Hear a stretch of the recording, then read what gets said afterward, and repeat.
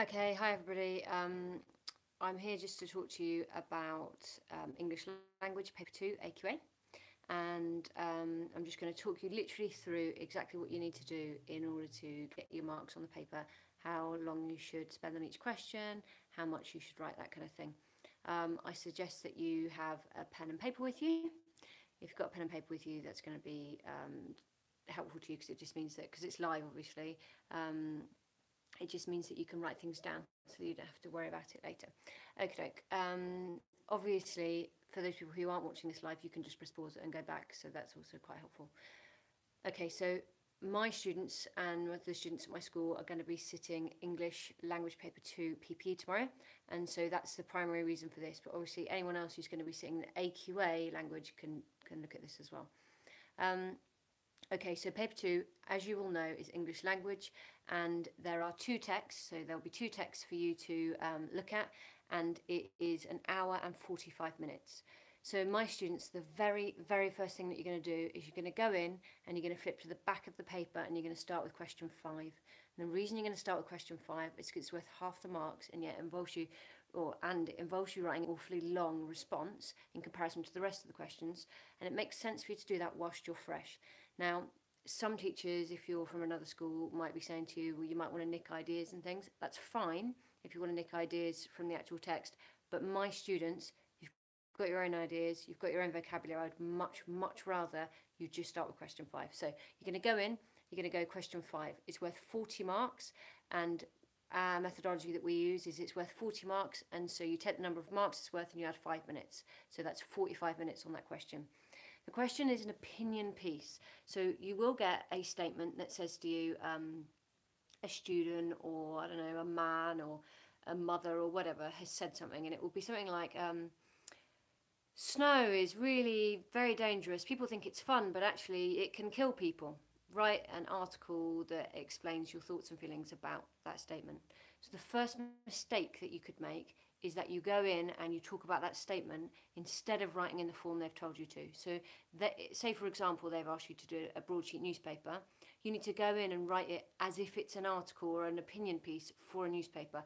Don't ever mention the statement. Just take that as the topic. So just take it as snow is dangerous and go from there. Don't talk about the quote directly, because that's not what they've asked you to do. They're getting you to use it as a springboard. So it's a springboard. You don't need to address it directly. What some people do, and it is quite clever, is they take that quotation and they use it as part of their headline, or they use it as one of their subheadings if they're doing a leaflet type thing. That works really well. What doesn't work well is to begin with, and so many people did this in the summer because this is the paper I marked for. They started off with, I agree with the statement, or I disagree with the statement. That is not the way to start this question. Don't do it. So first thing you're going to do is you're going to go in, you're going to start question 5, and you're going to read the question and you're going to plan your response. You will be asked to write one of 5 things. So 1, a broadsheet newspaper. And what they don't want you to do is they don't want you to do like a newspaper article as like a story. So, for example, obviously you would have seen the American shooting that's just happened recently in Florida. It's not a newspaper story like news that's happened. It's like an opinion piece. If you're not sure what those look like, go on the Guardian website or the Independent website or the Telegraph and click on opinion pieces or columns. That's what they look like. So they have a particular style, and I'll talk about that in a minute. So you might have to write a broadsheet newspaper article. You might have to write an essay. Well, you know what they look like. You do a lot for literature. You might have to write a speech. You might have to do a leaflet. And for the life of me, I can't think what the other one is. Newspaper article, speech. Can't remember. We're going to go through each one anyway. So a newspaper article, let's just be clear. The first thing that you would need to do is plan. That is true for all of them. Broadly, I would say it's question 5, and so brilliantly, one of my students just written letter. Yes, of course, letter. Thank you, Ed. There are 5. This is question 5, so we're going to do 5 paragraphs, and you must plan. So the first thing is just decide what your overarching premise is. This is very much like you would do in a literature essay. What's your argument? What is it that you think? And decide what that is, and that's going to form what your introductory paragraph would be, introductory paragraph. And then you're going to have 4, say, ideas where you explore that. Try not to just repeat the same thing over and over again. So lots of people say things like, snow is dangerous, it can cause accidents. Then they go in with another thing that says, snow is also dangerous and it can cause accidents. And they just end up repeating themselves 4 times. So it's best to try and decide a different topic for each one of your paragraphs that relates to your overriding idea. So you could, for example, have an anecdote, a little story about, I don't know, a child that was killed in the snow, or a car accident that occurred. Then you could have a separate paragraph all about the dangers of snow to wildlife, and then a separate paragraph all about the difficulties that it causes people getting to work. So the point is that you might have an overriding idea that snow is negative, and then every single paragraph needs to be something different, not the same point repeated. And you must plan what you're going to say. So I would say spend 10 minutes even planning, and then 35 minutes writing. So you're only going to do about 5 paragraphs. Do not make it longer than a side and a half. Believe me, having marked for them, when you open it up and it's like 4 or 5 pages long, it isn't a pleasant experience to mark as an examiner. You want something concise, something that makes you want to read it, and not be at the 3rd page and thinking, oh God, this is going on. So a page and a half, craft what you're writing. So what you're going to get marks for is vocabulary choices, and they need to be apt. They need to really express what you mean. Don't say something's mean or miserable. Use nuanced vocabulary. You need to vary your sentence structures. So start with subordinating clauses, start with adverbials, start with participles, anything like that. Try to vary your punctuation, but do that for effect. So say, for example, you really want to emphasize something, put a dash in. A dash is a really easy thing to use. Just you can pop it in and it can emphasize what comes directly after it. So it's just despicable, dash, absolutely despicable, and that will serve to emphasize the absolutely despicable. It's a really nice way to get yourself some marks. Obviously semicolons and things like that. Paragraphs, but that will hopefully come. If you've planned, you will naturally have paragraphs because you'll have decided what's my intro, paragraph 1, paragraph 2, etc. So you may well have this newspaper article. If you do have a newspaper article, you need to remember the following things. So 1, it should have a headline. 2, stylistically, this kind of column, they tend to have more sardonic asides and sort of like slightly sarcastic asides, that kind of humorous tone. They generally seem very opinionated and like they really know what they're talking about. They're not rude to the reader. They don't take necessarily a really superior tone or anything like that. So try to avoid that. It isn't just formal. So humour works quite well because they're trying to get the reader on board, because newspapers, yes, it is about information, but it's also about engaging their reader. If you have a letter, it will be a formal letter, in which case you need to structure it as a formal letter. So with the addresses, you can make them up if you don't want to, or use your school's address if you don't want to use your own, with the dates. And then depends who you've been asked to write to. Quite often they say an MP. You might not even know who your MP is. So just, if I were you, I would just use the name of your English teacher. It's really easy way, because it's a really easy way to make sure that you meet the form, but you're not worrying about, oh, what words should I use? Like, should I use Mr., Mrs., should I, use Sir, Madam? Because if they've asked you to write to a specific person, then using Sir, Madam isn't appropriate, because you're not writing to a specific person then. In the same way with a letter, you need to paragraph it, so your introduction, whatever your key argument is, and then 4 key arguments that support that overriding argument, and you might end with a little rounding off. With a letter, you will formally sign it off, so you would say, if you've written to a person, yours sincerely, and then your name, usually your full name. That will be on your exam paper anyway, so just, for your mocks, pop that in, that's fine. If you get a speech, you again need to meet the form of a speech. So I think humour works quite well there as well. You need to address your audience directly. So you might, for example, welcome them or thank them for listening. Here you can use some more rhetoric. So, anaphora works really well. So this, what we need is better, I don't know, trying to think of, so like we have a topic, a topic on education. What we need is better facilities for students. What we need is equality for those who are privately educated and those who are state educated. What we need is, and then a final statement about that. That kind of a repetition works well. It works particularly well as well if you do it with subordinate clauses. So Bobby Kennedy does it really well, and he says, when you treat a man to when you teach a man to fear his brother, comma, when you teach a man to look at him as if he is his enemy, comma, when you look at him. And what that does is it means that you've used the anaphora repetition, but it also means that you've got this beautifully extended sentence, and so you hit 2 parts of the mark scheme if you do that.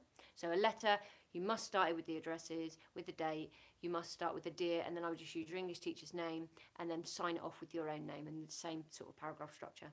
Speech, we've already talked about addressing the audience. Anaphora works well there too. Newspaper article, you must start with the heading. With a leaflet, exactly the same thing. You need some kind of headline type thing, but you can have subheadings inside. You wouldn't have that in any of the forms, so it's quite unusual in that respect. You don't need to set it up like a leaflet. Please don't start drawing. Please don't start doing columns. Even if you're on a computer, don't do it. You don't need to. So they're the key things to remember about that first one. Do not directly respond to a statement. Make that the statement the basis of whatever you're writing about. Plan about 5 paragraphs. Spend about 45 minutes on the whole thing, which means you're going to do 10 minutes planning and about 35 minutes writing. Think about your vocabulary choices. It's much better that you write less and that you use good vocabulary and it's nicely expressed.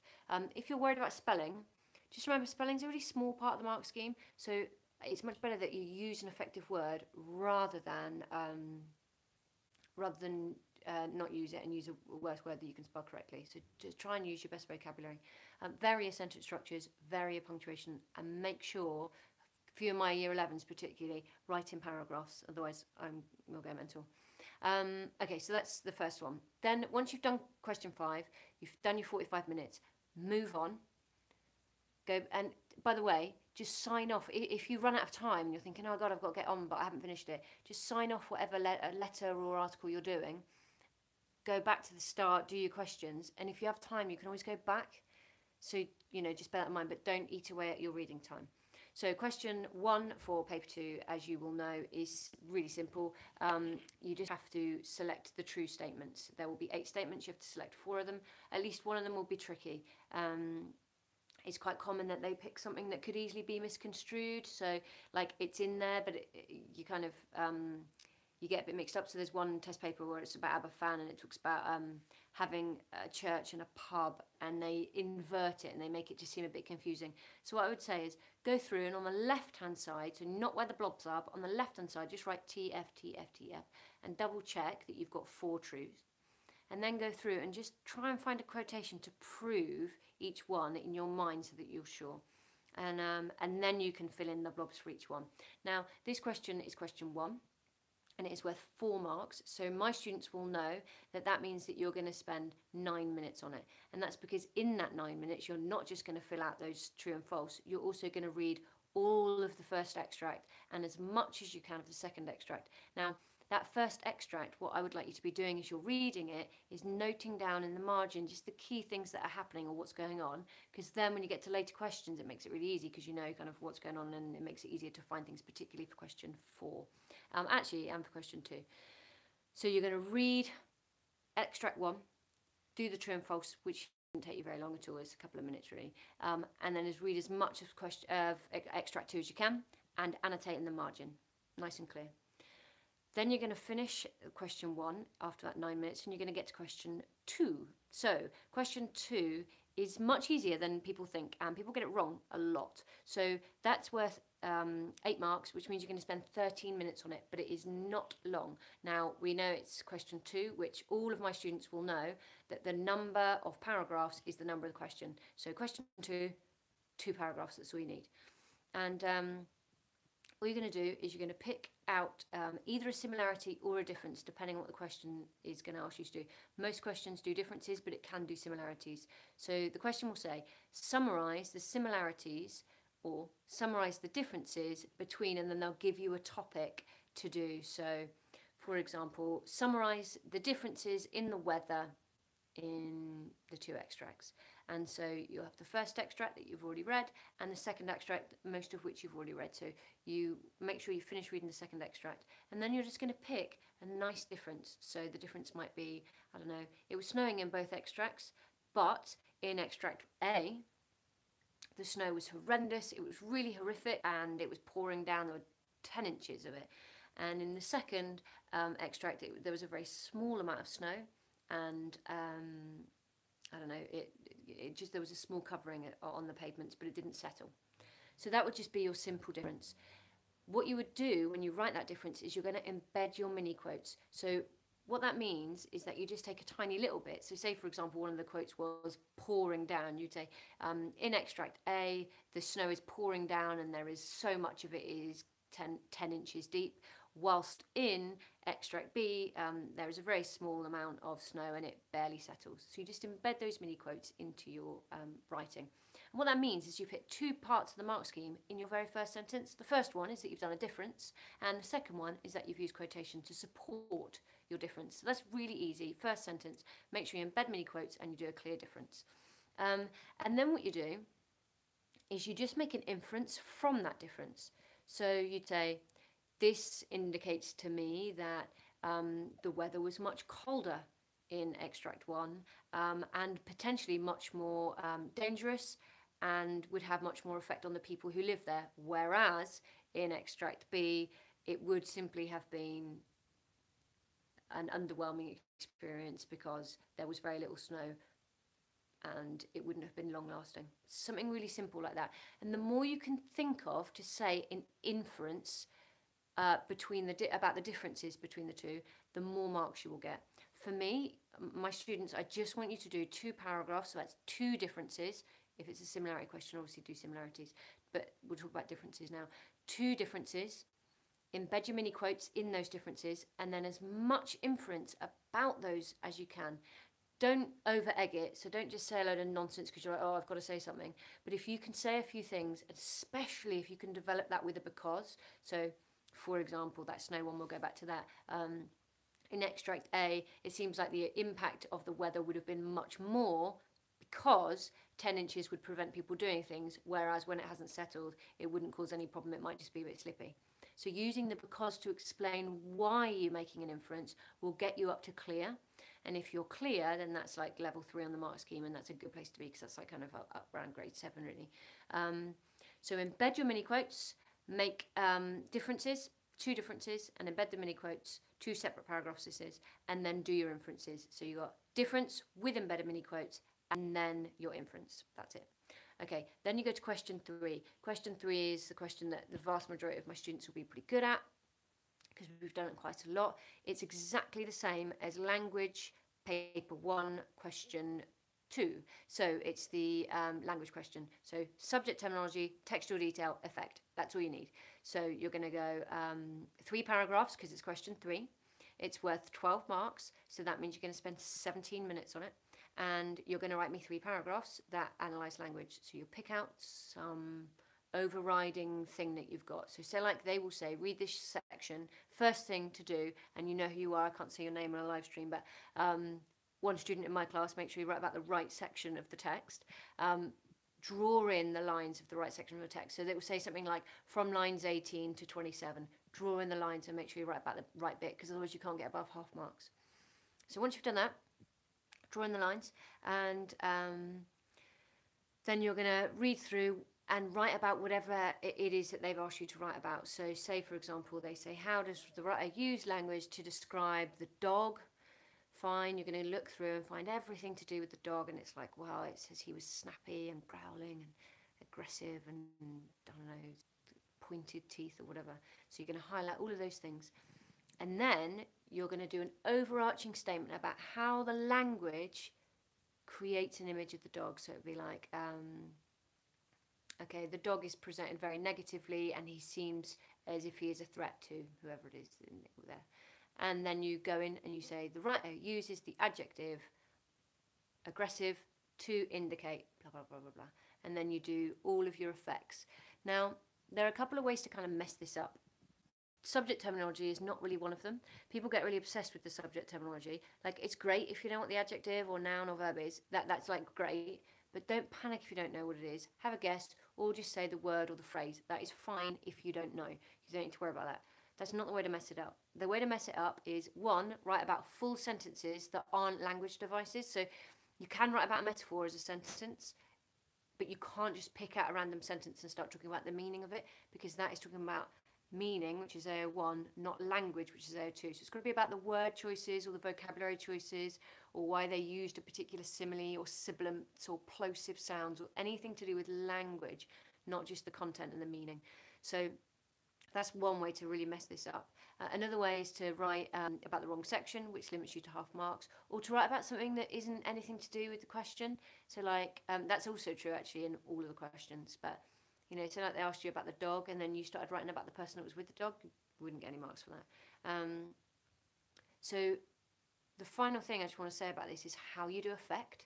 So, with affect on question 3, lots of people actually don't really talk about effect. So, for example, they say things like the dog's teeth were described with the adjective, I don't know, razor. No, with the noun razor, and this makes them seem like they are sharp like a razor, or this implies they were sharp like a razor. And it's like, well, it doesn't really imply that actually, because that's actually just what it means.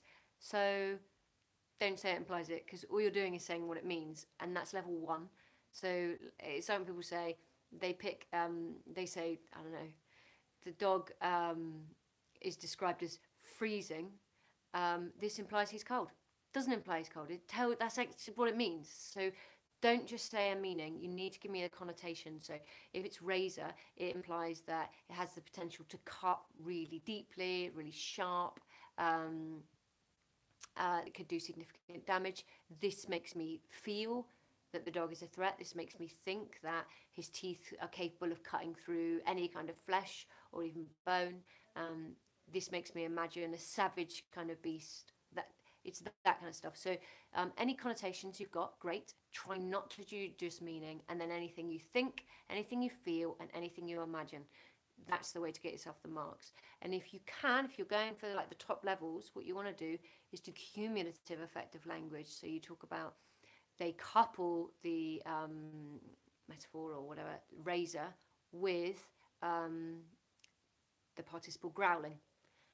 And the two coupled together makes him seem not only as if he's got threatening teeth because they're so sharp, but also that he might use those to do damage, because growling creates an image of a dog who is ready to attack, who is being hostile, and all of those things. So you talk about the cumulative effect. If you can do that, you will absolutely nail this question. So you're going to get marks for your subject terminology, your textual detail, and your effect. Subject terminology, do your best with it.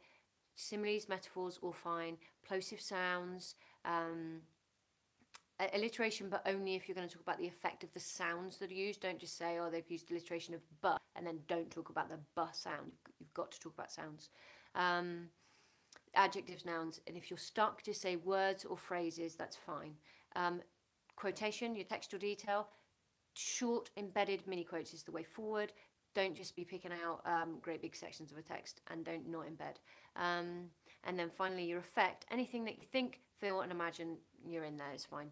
And don't just give definitions of things. You have to go further than that. So with the connotations. And that leads us just on to question 4. So question 4 is worth 16 marks. That means you got 21 minutes to do it. It really isn't very long for what is quite a long or quite a difficult question, I think, really. So we know that it's question 4. And so because it's question 4, we're going to do 4 paragraphs. So those 4 paragraphs are comparative paragraphs. Let's remind ourselves what the question is. So it will say something like,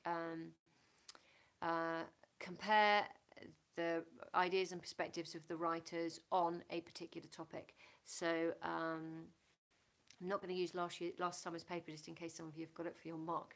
But I don't know. We'll go back to snow, just because I'm really praying for snow.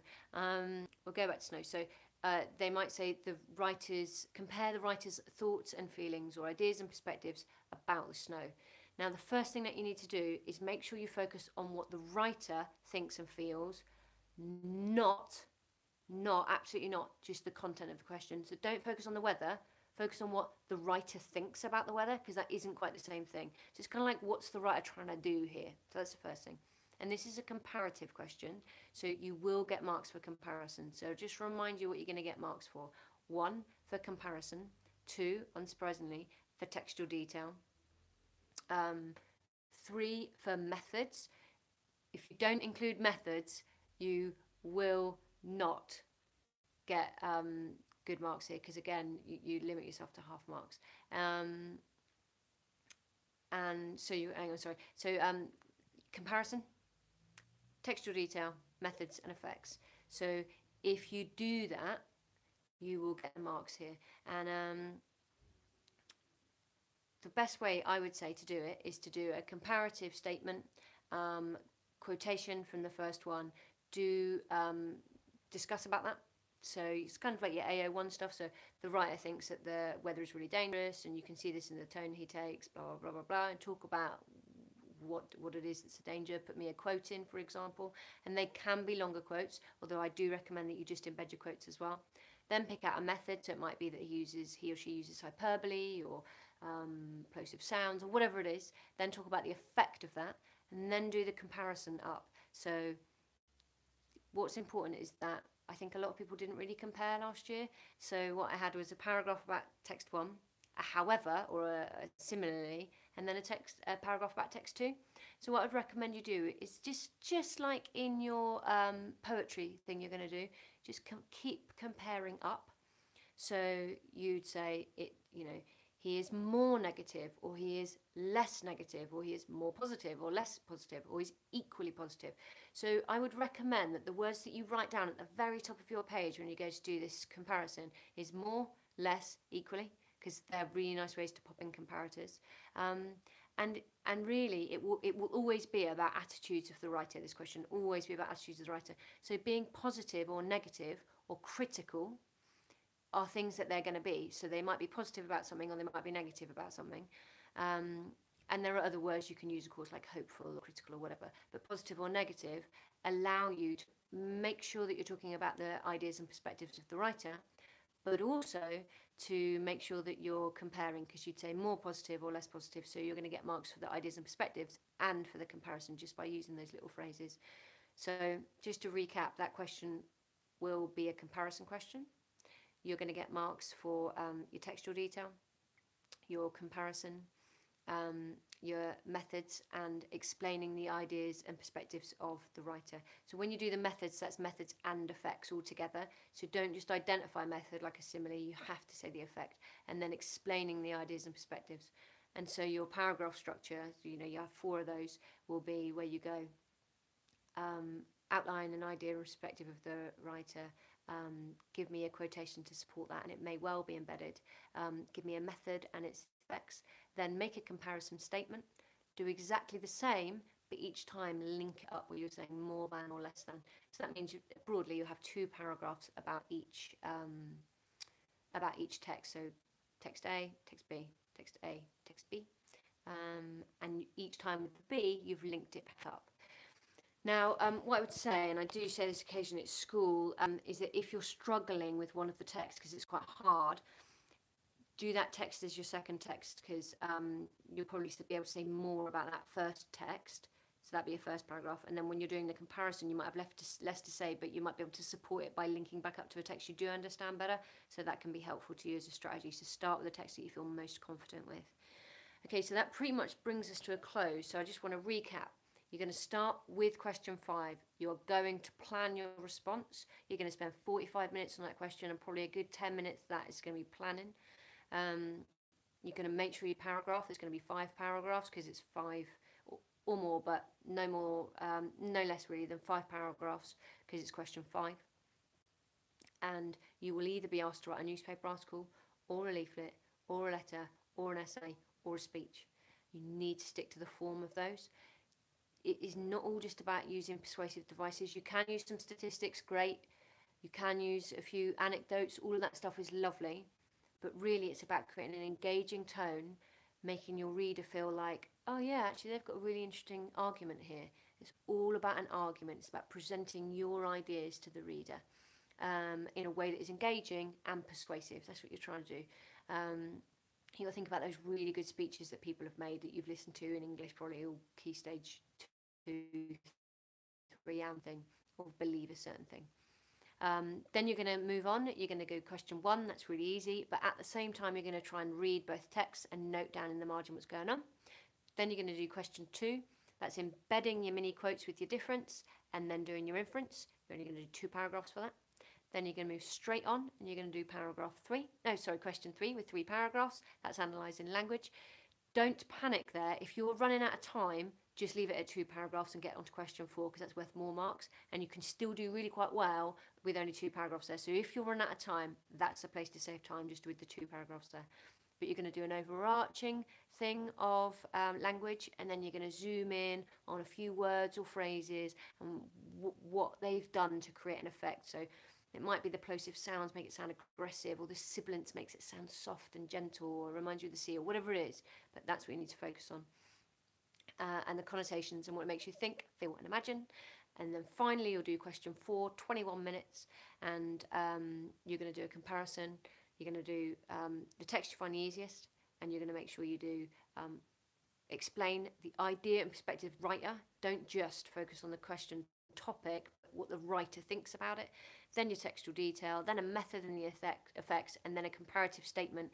And then all your next paragraph about the second text is all going to be comparing up with more positive or less positive, or more, I don't know, excited, or whatever it is, less equally. Okay, I hope that helps. Tomorrow evening will do one about and in spectacles, power and conflict poetry, and unseen poetry. And I will see you then. Have a good evening and good luck with your PPEs as they come up.